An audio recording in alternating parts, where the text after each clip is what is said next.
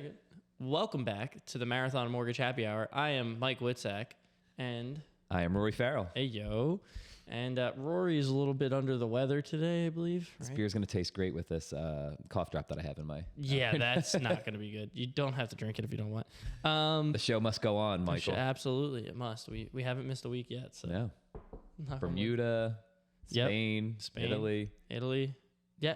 Were we Yeah, recording during when I was? I don't know. We've been on vacation. We're good at banking them ahead of time. Yeah, we have been. We've been very good. We got a big one coming up, so Yep. we'll see how we do with that. Stack them up. Yeah. Alrighty. Maybe we'll have a guest co-host pop in. That'd be pretty cool. Bring Courtney up here. Maybe we do that. Yeah. Maybe I don't know who's gonna edit it, but Or hit record. Like, you can barely do that. yeah, we'll have to send me and that's coming with me definitely. So Oh, yeah. We'll have to bank them ahead of time. All right. Let's get into alrighty. this. Anyway, hammock. Another light. crooked hammock from Lewis, Delaware. We've had a couple of these recently. Excuse me. Yep. Another light lager, 4.2%. Another summer sipper. Yeah. It says take it easy, keep it light. Whether you're soaking up the view or hanging out with your favorite people, or crisp and crushable light lager. Oh, that's why I'm so confused. Is brewed to make sure you enjoy the ride. At least at only 165 calories, it'll be hard not to. All right. Huh, interesting. 165 calories. Not bad. Not bad. And a couple of those, you got your limit for the day. Yeah. Who's All right. calling me right now? Let's do Don't it. they know I'm recording a podcast? Thank you, sir. Yes, sir. Yes, sir. All right. So I'll kind of intro this. I'm going to let you run with it a little bit because my voice is a little Go right ahead. janky today. But today we're going to talk about online applications, the web app, as some people call it. It's great. It's a great tool. It's great to have in those scenarios where you and your client just can't connect to be on a phone call. Cheers. For whatever reason. But there's definitely some downsides to it as well. So for our company, we have an online app. It's right on our website. You can go in, you fill it out. It's pretty self-explanatory. Yeah. But there's always hiccups with it. There's a lot of hiccups with it, especially. And we looked at a lot of options too. Yeah. And none of them are perfect. But Yeah, we have a new option coming up too. Now that we've been trying out, and it seems a little bit better. But unfortunately, as a loan officer, we run into a lot of people. As a person who works a job that is not a loan officer, you're not really sure what we're looking for. So you put in answers that you think are right, but they end up not being. So when you take an online application, you fill it out the way that you think it should be filled out.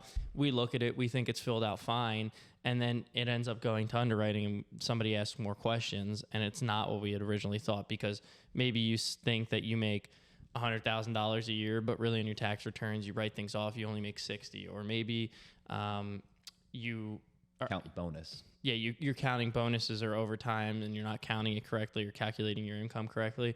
So there's a lot that goes into it. And when an online application is filled out, it's risky. It's a risky thing. And a lot of people in the industry do that now. Whereas I feel like we're a little bit different, where we still want to get you on the phone for 5-10 minutes. It's not a long talk. If it needs to be a long talk, we can set up a time to do that, or we can dive into that on the phone. But typically it's a 10-minute conversation. It's pretty simple, pretty painless. We run through everything, but it just helps us get a better idea of what's going on, because if we don't ask the right questions, or you fill out an online application, we don't even ask questions, we don't know if there's something we need to dig a little bit deeper on. I mean, we just had one recently where some guy's like, oh, I'm using my, I forget the name of the retirement account, but it was a retirement account for a self-employed person. It was like their IRA. It was like an I forget, SEIRA or something. Not 100% sure what it was called, but that immediately threw up a red flag, because we're like, aren't you salaried? Why would you have a self-employed IRA? And he's like, oh, well, I'm switching to commissions, in a couple months or something. We're like, well, that's a little bit of a issue. So things like that. Like if he was online and filled out an application and just selected 401k as his retirement, I would have never questioned. I would have been like, okay, yeah, he's a 401k and he's salaried. Why do I care? So with all that being said, it's very important to make sure you're filling it out to the best of your ability, but also if your loan officer has any questions, make sure that they're contacting you to figure this out, because if they're not, I'd be a little bit skeptical that it's as smooth of a process as it seems. And like I said, it is a good tool, especially in this day and age where people are just kind of on the go and they want to fill it out on their phone as they're going. But and when people want to do that, I said, here's the link, but let's also kind of touch base after the fact for Yeah. 5 or 10 minutes just to, go through these things, make sure that you filled it out correctly, make sure that any questions that I might have gets dialed in, because no borrower, like there's no cookie cutter borrower. There really isn't. Nope.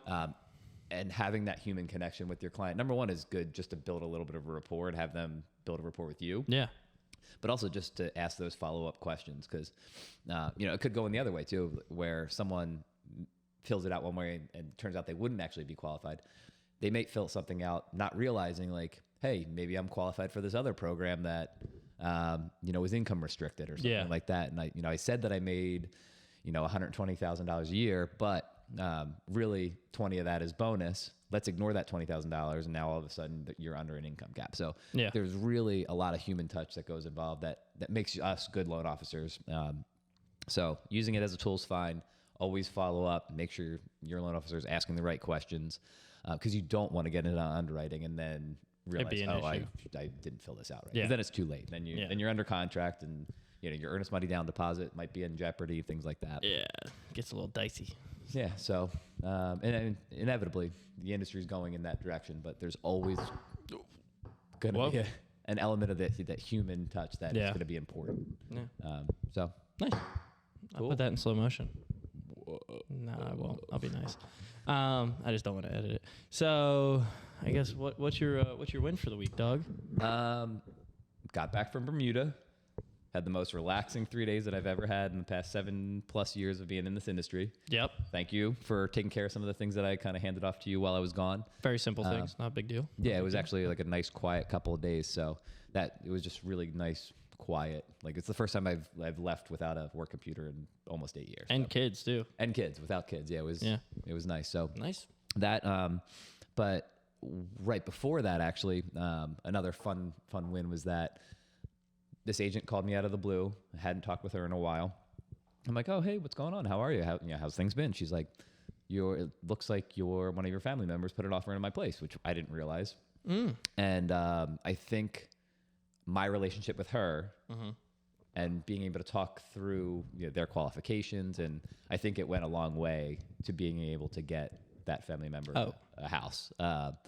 It just goes to show you every little bit counts when you're making offers. The offers were really neck and neck, and they kind of worked it out where, Amen. they got it. So that felt good to be able to Amen. help them get a house. So That was nice. Very nice. I've already talked too much. I'm sorry. No. Your win?